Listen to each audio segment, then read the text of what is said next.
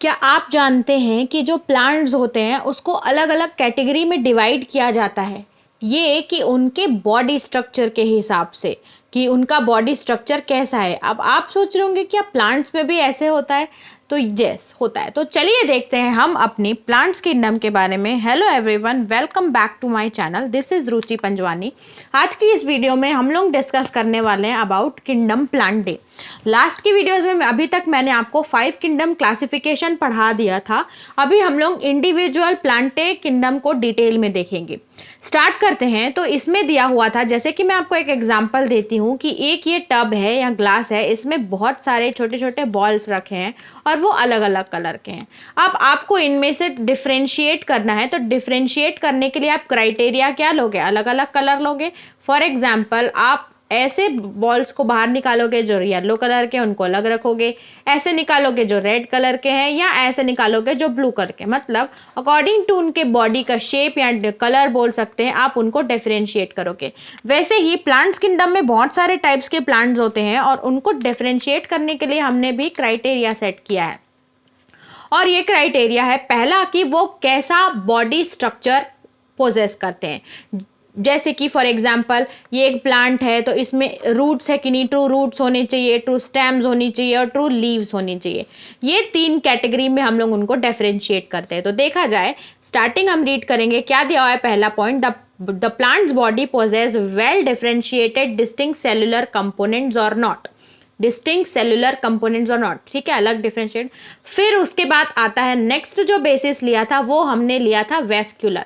Vascular अभी तक हमने देखा है कि प्रेजेंस ऑफ वेस्कुलर टिश्यू, वो देखा था जाइलम और फ्लोएम, लेकिन इतना डिटेल में नहीं देखा था। बस अभी हम लोग ने जाइलम और फ्लोएम के बारे में पढ़ा था।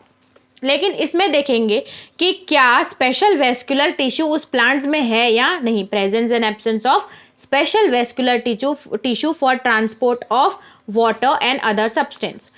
ये सेकंड के पहला क्राइटेरिया क्या था कि उनके पास वेल डिफरेंशिएटेड बॉडी स्ट्रक्चर है या नहीं। The second feature was to characteristics was to whether there is special vascular tissue present or not। और थर्ड जो था वो एबिलिटी टू बियर सीड्स, मतलब क्या वो जो प्लांट्स हैं वो सीड्स के, उनके जो सीड्स रहते हैं वो क्या उसमें सीड्स रहते हैं या नहीं।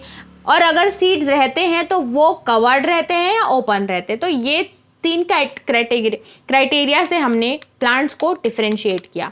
तो चलिए मैं आपको बताती हूँ प्लांट्स का डिफरेंशिएशन और उससे हम लोगों को क्या क्या टाइप्स के प्लांट्स मिले, किंगडम्स मिले हैं। तो हम लोगों ने प्लांट्स को पहले उठाया और उसमें बोला 2 कैटेगरी में अभी हम लोग डिवाइड करते हैं।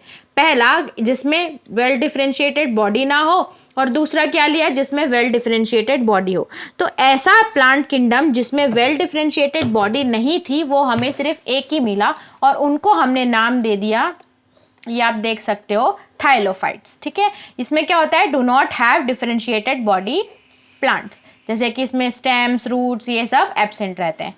उसके बाद नेक्स्ट हमने लिया डिफरेंशिएटेड बॉडी पार्ट्स, मतलब उसमें स्टेम्स, रूट सब है। अब एक बात बताओ, क्या अगर वो दोनों ब्लू कलर के हैं तो ऐसा भी तो हो सकता है ना कि उनका शेप अलग हो, उनमें कुछ स्क्रैचेस हो, अलग अलग कुछ तो डिस्टिंक्शन हो सकता है। तो हमने क्या किया, जिसमें डिफरेंशिएटेड बॉडी पार्ट्स थे उसको फर्दर 2 कैटेगरी में डिवाइड किया। सेकंड मैंने क्या बताया था, वेस्कुलर टिश्यू। यस, सेकंड हमने लिया कि विदाउट स्पेशलाइज्ड वेस्कुलर टिश्यू, एक ऐसा क्राइटेरिया बनाया जिसमें जितने भी प्लांट्स हैं जिसमें वेस्कुलर टिश्यू नहीं है उसको एक साथ रखा।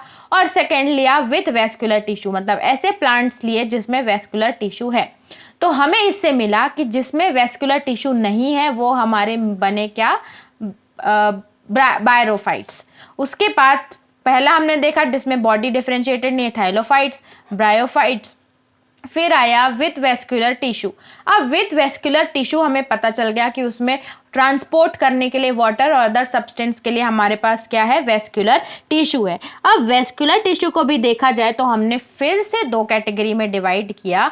क्या होता है, डू नॉट प्रोड्यूस सीड्स, ऐसे प्लांट जिसमें डिफरेंशिएटेड बॉडी है, वेस्कुलर टिश्यू भी है, क्या वो, लेकिन वो सीड्स प्रोड्यूस नहीं करते हैं। तो जो सीड्स प्रोड्यूस नहीं करते हैं उसको हमने बोला पेरिडोफाइट्स। फिर दिया कि सम प्रोड्यूस सीड्स, फिर ऐसे क्राइटेरिया लिया जो सीड्स प्रोड्यूस करते हैं उसको हमने लिया स्पर्मोफाइट्स। ठीक है। अब इसको भी जो प्रोड्यूस करते हैं उसको अलग फिर से दो कैटेगरी में डिवाइड किया। भाई आप सीड्स तो प्रोड्यूस कर रहे हो, लेकिन जो आपके सीड्स हैं वो एकदम नेकेड है, मतलब किसी प्लांट फ्रूट के अंदर है, अंदर नहीं है, सिर्फ सीड्स हैं, तो उसको लिया हमने जिम्नोस्पर्म्स। और फिर उसको बोला और एक क्राइटेरिया लिया ऐसे, पहला क्या था, नेकेड सीड्स। नेकेड सीड्स मतलब वो लोग फ्रूट्स के अंदर नहीं रहते, अलग से सीड्स रहते हैं। और एक क्राइटेरिया ऐसा लिया जिसमें bear seeds inside the fruit, जैसे कि मैंगो हो गया जिसमें सीड्स अंदर होते हैं, ठीक है। और ऐसे प्लांट्स जिसमें जो सीड्स तो प्रोड्यूस करते हैं लेकिन उसके सीड्स इनसाइड द फ्रूट्स रहते हैं, उसको हमने नाम दिया एजिनोस्पर्म्स। अब जो सीड्स जो फ्रूट सीड्स इनसाइड बियर करते हैं उसको भी दो कैटेगरी में डिवाइड किया। क्या दिया कि उसका जो सीड्स हैं वो हैव सीड्स विथ 2 कोटिलेडन, और उसके बाद हैव सीड्स विथ 1 कोटिलेडन। ये मैं आपको समझाऊंगी क्या होता है। मतलब एजिनोस्पर्म्स मतलब जिसके सीड जो हैं वो फ्रूट के अंदर है, उसको भी दो कैटेगरी में डिवाइड किया। एक लिया कॉटलिडन्स जिसमें 2 होते हैं, जिसको हम लोग ने डिक्टॉर्ड्स बोला, और जिसमें ओनली 1 होता है उसको मोनोकॉट्स बोला। ये आप देख सकते हैं। तो इस तरीके से हमने अलग अलग प्लांट्स को डिफरेंशिएट किया on the basis of body, उनकी बॉडी कैसी है।